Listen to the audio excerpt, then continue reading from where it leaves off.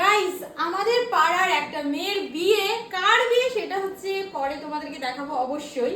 But এখন আমরা যাব জল ভরতে, আর এটা হচ্ছে জল ভরার আজকে ড্রেস। আমি আগে থেকে ভেবে রেখেছিলাম এটা অর্ডার করব, এটাই এসেছে আর আমার তো খুব পছন্দ হয়েছে পার্সোনালি। এটা ওড়নাও আছে, আমার হেয়ারটা ভেজা বলে কেমন একটা লাগছে আমি জানি। তো এটার সাথে পরার জন্য আমি একটা জুয়েলারি অর্ডার করেছিলাম, তো সেটাই তোমাদেরকে দেখাবো। মিশো থেকে অর্ডার করেছিলাম আমি এটা, খুবই অল্প প্রাইসে। এইবার আমি জানি না এটা কেমন আসছে, এবার বেশি সাজ হয়ে যাবে কিনা বুঝতে পারছি না।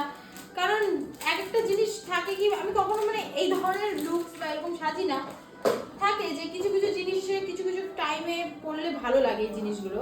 বাট আমি জানি না পরবো কিনা, তাও আমি দেখছি। এই দেখো, এটা হচ্ছে একটা টিকলি।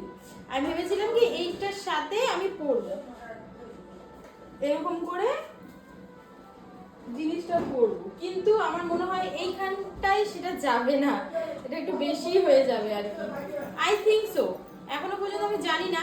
তো তোমাদের কেমন লাগছে কমেন্ট করে বলো যে এটা তোমাদের কি ভালো লাগছে।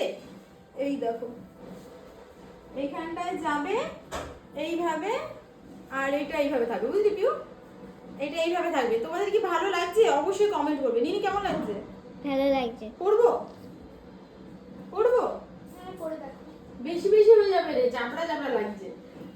হ্যাঁ, আই ডোন্ট নো পরবো কি পরবো না বুঝতে পারছি না। তোমরা এখনই ভিডিওটা আমি এখনই আপলোড করবো, তোমরা কমেন্ট করো তো এটা কি পরবো, এটা কি এটার সাথে যাচ্ছে।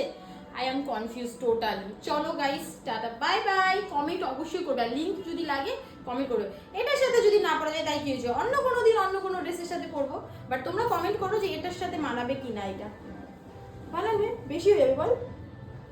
ঠিক আছে গাইস, টাটা।